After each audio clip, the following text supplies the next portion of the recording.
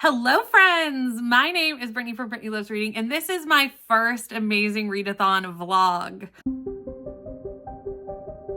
This month is the Amazing Readathon, and I am a co-host for Team Sci-Fi. If you don't know what Amazing Readathon is, it is created by Bree. I am Team Sci-Fi along with Zoe, and we are going to travel the world reading books and racing across the globe. Yesterday, Bree told us our first prompt, and I did pick a book yesterday, and I'm going to start reading it today now that the readathon has officially started. The first city we are going to is Toronto, Canada. And as I am a Canadian, and there are quite a few Canadian co-hosts this year, I feel like coming to Canada is very appropriate. So I did get my Timmies this morning, so I am ready to be Canadian in Toronto. I don't live in that part of Canada, but still, I feel a kinship to my fellow Canadians while we are here in the country. For this prompt, we needed to read a book that we haven't bought. I have a very large TBR this month from my game Timmy's TBR, based off my love of Tim Hortons coffee, and my TBR is very large. So anytime Bree is going to drop a city prompt, I'm going to check there first,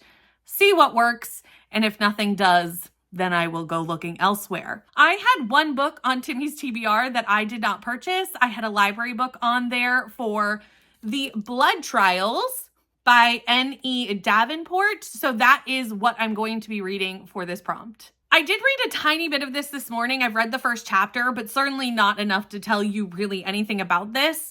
So I'm going to read some of it today, and then I'll update you as I go through the book. So I need to get to Toronto, and I will be using this book to get there. It is chunky though. It is an 18-hour audiobook, almost 500 pages. So this book is probably going to be the only book I read for this city. If I get a sightseeing prompt in, that will be amazing. But you will not see the sightseeing prompts in this vlog. You're just going to see the cities because I'm going to keep my sightseeing a little bit under wraps. And you'll see it all in my wrap up at the end of the month because I don't really want all the teams to know how Team Sci-Fi is doing. So I'm going to keep that under wraps. You'll see it in my wrap up at the end of the month when the readathon is over, but I will show you what I'm doing for the cities. And this is my very first read for the Amazing Readathon 2024.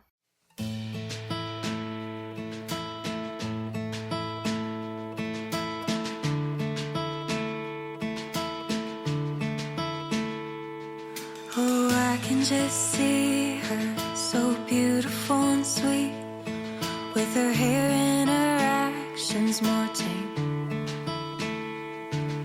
She's probably less damaged and has a nice family, though my brothers would have loved you the same.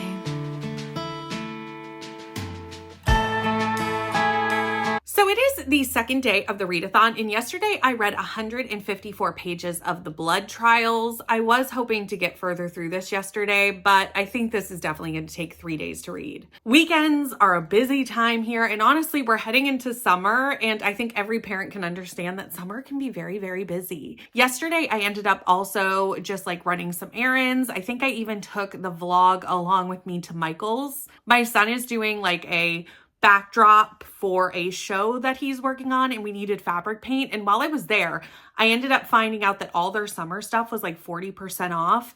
And I found some new snack trays because that's something we do a ton in the summer, is just put a ton of food, fruit, vegetables, all that good stuff on a tray, put it out on the deck, and people can just pick at it while we're outside. So I was really excited to see those at 40% off. And I'm pretty sure you would have just seen all the B-roll footage of that. So we had a very busy day yesterday and not as much reading done as I wanted, but that's okay. I should be able to get this done in 3 days. And in theory, that should be fine. It really depends on when Bree drops the prompt, but this is a bigger book. It's going to be one of the bigger books I read this month. So it's okay if it takes me a little bit longer.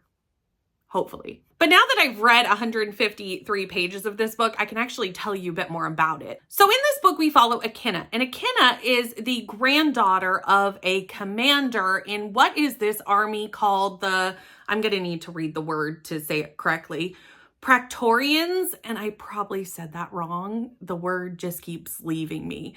But anyway, it's some sort of commander in this army that this country system has. Her grandfather actually has passed very early prior to this book, I think about 3 months before this book happens. He had a heart attack, or at least that's what people think, and she is definitely mourning his loss. She's about to graduate from whatever cadet school she's in and was in theory going to join this army, but has decided to take a year off because of the passing of her grandfather. Come to find out that now there is some suspicion about his passing. Was he actually murdered? There's a possibility that he was, and now Akinna is out for revenge. So she doesn't take a year off. She goes into the trials to become part of this army. These trials are very brutal. They're very fight to the death. And a lot of people are out against Akinna specifically for a couple of reasons. First of all, Akinna is Black. And in this society, there's a lot of racism around that. And potentially that is one of the reasons why her grandfather was killed, was because people did not want to see a Black person in power in this society. Secondly, is because she's female. She's only one of 3 female cadets trying to get into this society, and the boys do not want the females in this army. They do not want girls in their boys club, and they just don't have time for that, and they are making it very, very hard for the girls to get through and into the army. There's one leader of the army that is a female, but that's it. There's only one, and then 3 cadets. So right now we're watching Akinna in these trials, but there is one other thing that Akinna has that people don't realize she has. So in this society, there was a magic that happened that is now actually outlawed. They kill people who have this blood magic, and humans have decided to use technology to overcome what they could have done had they been magical. They see that as better because obviously everybody can have the technology, even though they can't. You have to be affluent and you have to be kind of rich or fall into a specific family to get it. So not really everybody can, but they see it as everybody can versus a magic that you're born with. But Akinna does have the blood gift. Her grandfather has taught her how to hide that fact her entire life because it would get her killed. So she has some extra strength, extra things that she can do that she's hiding but still using to help kind of win these trials. These trials are extremely, extremely, extremely brutal. They're extremely brutal. We kind of know who we suspect are the people who killed her grandfather, and she has definitely got her eye on them and is going to eventually go after them.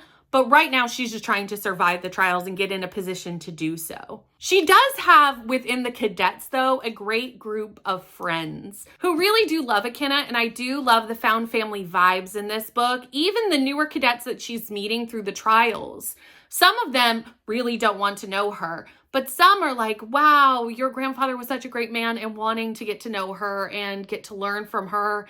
And you do really have a found family vibe in this book. So that's where I'm at now. We'll see how we get on today. I definitely would like to get another chunk done today, and then I'll probably finish it up tomorrow.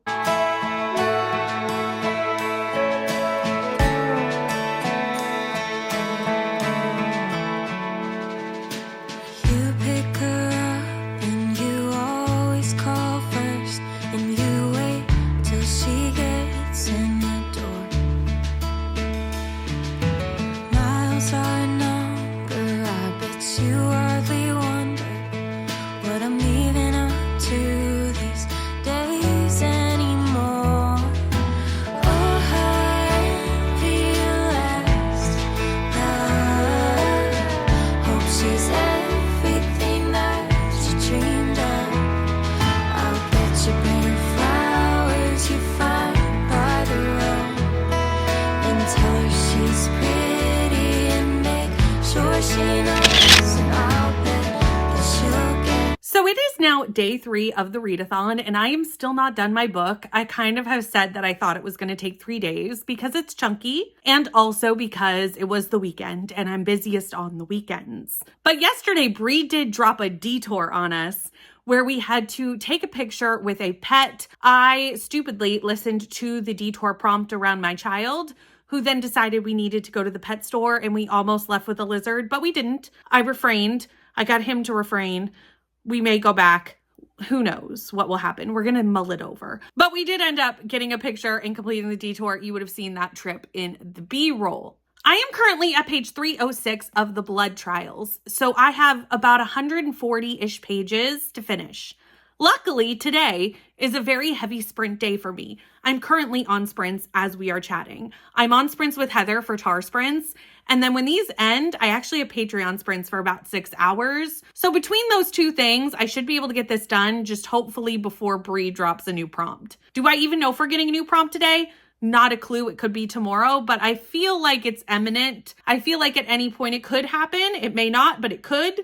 So I need to get this done. I need to prioritize this. This is what I'm going to be working on for the next few hours. I am really enjoying this book, though. I really love Akinna. She's a firecracker, and I really love following her story and seeing just her strength. While she's also discovering a lot about her blood gift, this blood magic, because it is forbidden, she's had no one really to teach her how to use it. And Akinna is still trying to figure out how it works, when it works, what it does, and all the nuances of it. And sometimes it works for her and sometimes it doesn't.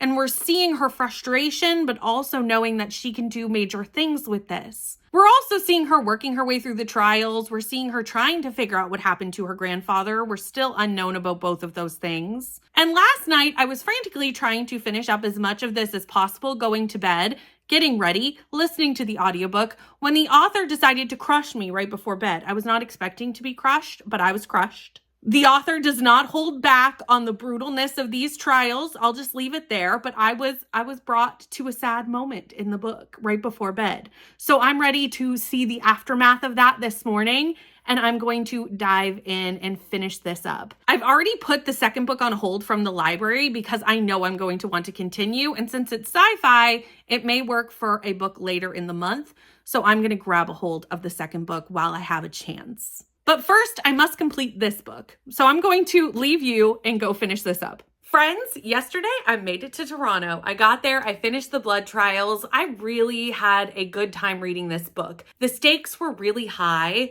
which I find sometimes in trial books that's not the case. I was even discussing this with someone that I think I went into this thinking this was YA. I don't know why I thought that, because it's definitely adult. There's very brutal scenes in this book. There's sex scenes on page. There's a lot of things happening in this book. So for some reason, I thought it was YA, but she's definitely adult. I think it was the cover. I think the cover gave me a YA vibe, but it's an adult book. And I think that's why I loved it so much, was because we had all this great commentary. We had so much going on and the stakes were so high. This book is quite brutal though. There's a lot of very brutal things happening in these trials and also in the aftermath of the trials. This book has found family, which I love a found family, but it also has betrayal, disaster, and a lot of racism and prejudice throughout the book too that our main character and some of the surrounding characters have to overcome in this book. We also have a lot of misogyny in this army, and again, the female characters in these books have to overcome that as well. There's a lot going on, and I enjoyed my time really diving into this society and what was going on here. I cannot wait to pick up the next book because we did leave on quite the cliffhanger. We really did. We finally got to the bottom of some of our mysteries, but there's definitely some more to find out, and I need to know what happens next. I ended up giving this 4 stars, and I'm really excited to find out the conclusion of this book once I finally can. However, now that I've reached Toronto, I took a few minutes to do a little bit of sightseeing, and then Bree did a thing. We are now off to Argentina, and for Argentina, we had to find a book that had 2 POVs, 2 and only 2. I looked at Timmy's TBR, and knowing that I have a few things going on this week that require me to have a bit of a smaller book than the one I just did, I decided to go with a much quicker read for this round. I have B&K Book Club sprints tonight to read The Familiar. I was really hoping The Familiar would work for this. It doesn't. So I already know I'm going to be reading The Familiar over the next few days as a sightseeing prompt.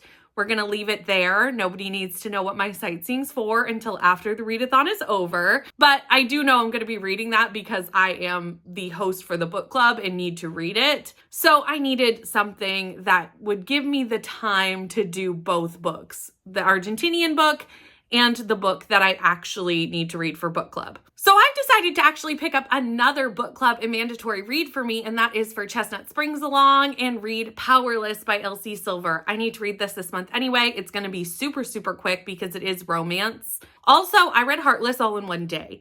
So I expect this to be quite quick as well. And since I'm also going to be reading The Familiar, I needed a quick thing. This one follows Sloane and Jasper. Sloane is the cousin to the Eastons, and Jasper is like their friend that they've had kind of their whole life growing up. He's an NHL player, so this is a hockey romance, and it seems to be kind of like a friends to lovers situation. Other than that, I know no things because, to be honest, I've met Jasper all of maybe 3 or 4 times for very small instances in the previous 2 books, and I've met Sloane for maybe 2 pages in Heartless. I don't know Sloane at all, but I'm intrigued to hop in because I do love a hockey romance. Everything that I want, 'cause I couldn't tell you what I want. I am peerless.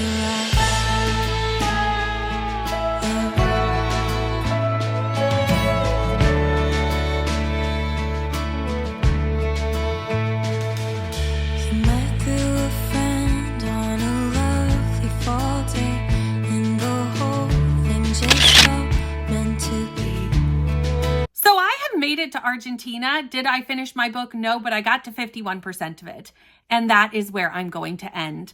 I ended up getting to page 234 of Powerless, and I've decided to DNF Powerless. I'm so sad by this, but there are many, many reasons that I'm not liking this book. I won't go too in depth on those because I know this is a well-loved series, and I'm starting to think that other than Heartless, it's just not for me. I am going to give Reckless a try though, because I've heard great things about Reckless from a few people that I do really trust, but we'll see how that goes when I get to it next month. In this book, we follow Sloane and Jasper, and those characters were not characters that I was super invested in going in, and nothing that happened in the first 50% of this book got me more invested in those characters. Also, in this book, Jasper is Beau's best friend, but he was brought into the family when he was a teenager and basically raised as a family member, and they all regard him as such, including Sloane, who is their cousin. And they really do regard themselves as cousins. And if it was just an odd family structure, I wouldn't mind that. That's okay, they're not actually related, but the book actually makes it almost part of the plot that they are basically cousins. There are a lot of comments about them being cousins between the 2 of them, and also from all the external characters. And after a while, that gave me a little bit of an uncomfortable feeling. Had it just been that he was brought into the family and was not actually related, but was like raised in the family from a teenage on, she was their cousin, but they never kind of hit home that they were basically cousins, I would have been fine with that.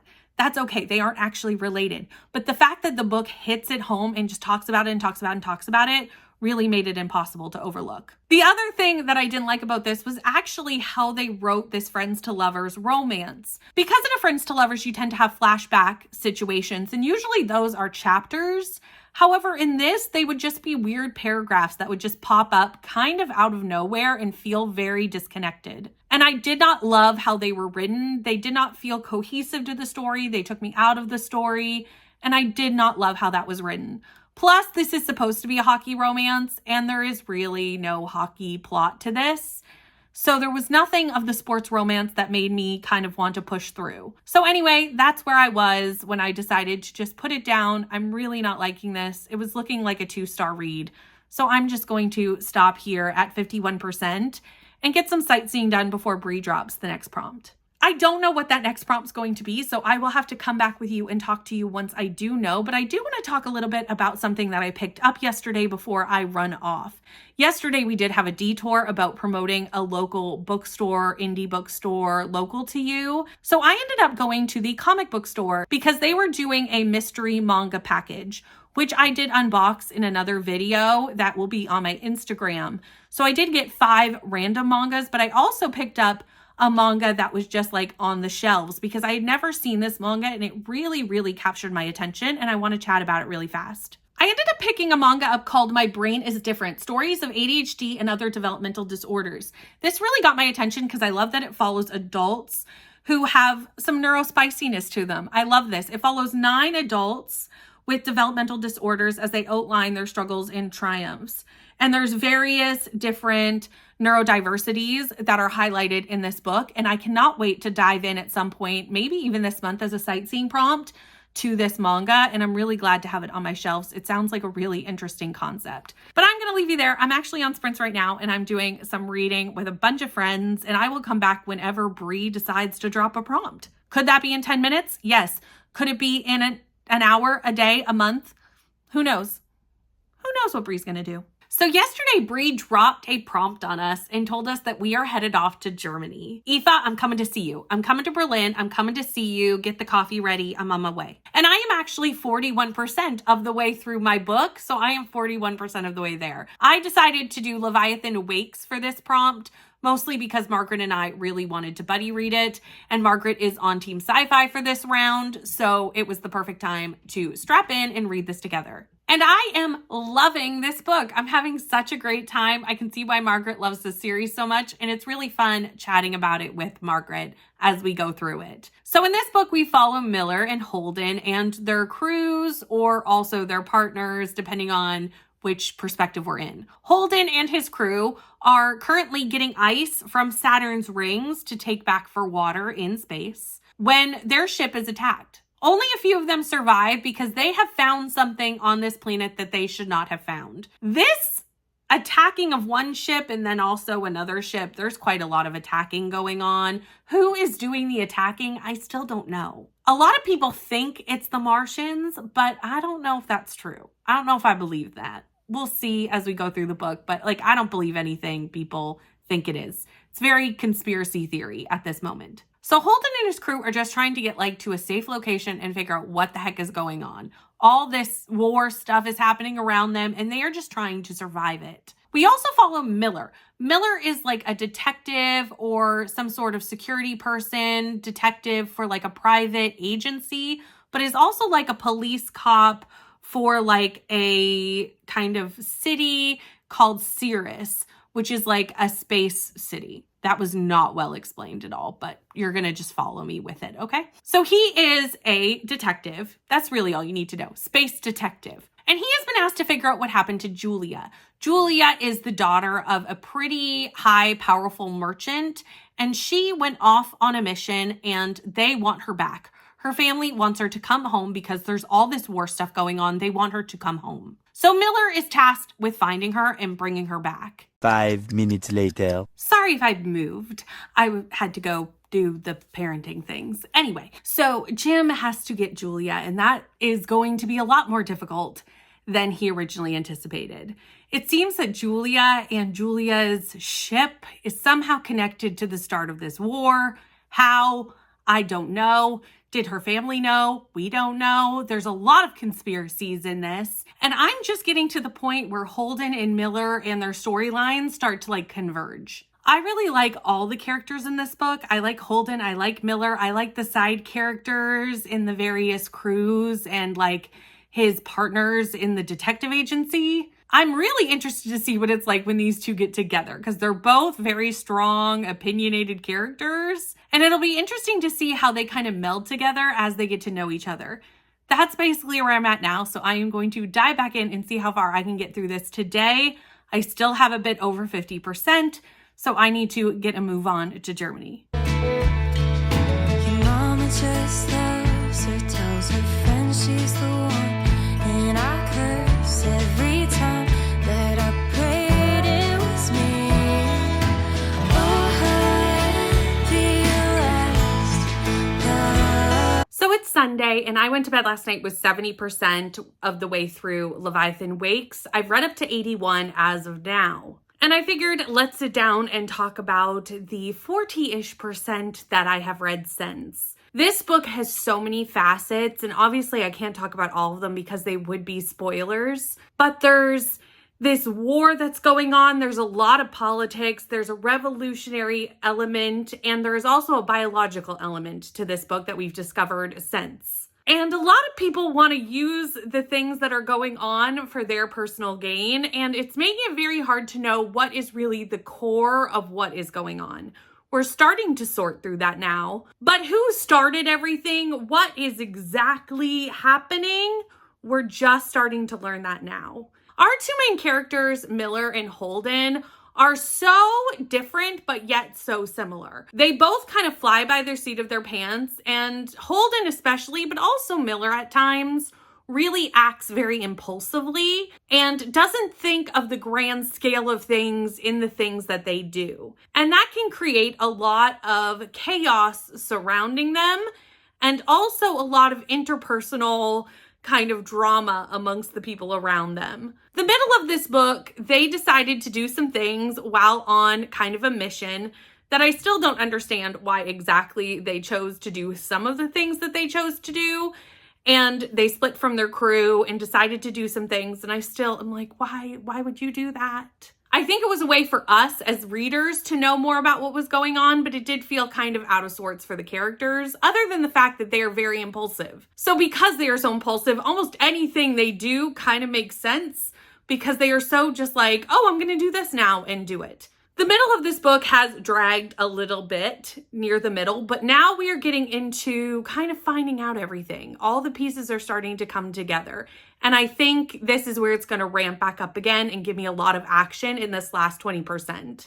I will say, I know this book came first, so technically To Sleep in a Sea of Stars is reminiscent of this book versus the other way around, but I read the other one first. And in a lot of ways, this has a lot of similarities to that in both writing style and also plot. The book is different, but it is definitely similar enough that I keep kind of comparing the two. Which is not a bad comparison because I did like that book, but it is something that I keep comparing the two and kind of judging, oh, this one did it better, this one did it better, depending on which plot point we're on. Anyway, I need to finish this because I am getting a little bit nervous that I have not finished my city book yet. So I am going to run upstairs and get back to reading, but that's how I'm feeling about it at 81%. So yesterday I did reach Berlin and I finished Leviathan Wakes. I ended up kind of debating my rating a little bit between a 3.5 and a 4, and I've decided to go with a 4. The reason being is 80% of this book I really did like, and I really did prefer Holden's point of view over Miller's, especially in the last little bit. Miller did hold a really important part in this book at the very end, but overall I enjoyed Holden's perspectives more because he had his whole crew. Miller's perspectives were really just Miller at the end, and that got a little bit kind of boring being in Miller's head near the end of the book. Until the very end, where something kind of major happened in his point of view, and you really did need to be with Miller for that. Holden has his crew, and therefore his point of views feel almost like an ensemble. And I really love all the characters in his crew. I love Alex. I love Amos. I love Naomi. Naomi is fabulous and definitely one of my favorite characters, but the whole crew I really love, and I would love to spend more time with them because they were the characters I enjoyed the most. The very end of this book obviously is setting up for what is to come in the subsequent books, and I feel like that was done fairly well. So even though there were times when we'd get to a Miller point of view that I'd be like, oh, no, I don't want to be in this point of view, I still enjoyed the book as a whole. It really did remind me of To Sleep in a Sea of Stars. I think I love that one a bit more, but the concept, the plotting, a lot of the things about it are definitely reminiscent of the other. So if you liked one, you would probably like the other and vice versa. But that is the end of the first 3 legs of the Amazing Readathon. I need to jump into the next one because I already know where we're going. So I'm going to leave you here and go start that vlog and get started on my way to Paris. If you are participating in the Amazing Readathon, let me know what your favorite book of the first 3 legs was. I would love to know kind of what books won for you as we traveled the world together. Thank you so much for watching. Please like, comment, and subscribe, and I'll see you in the next one.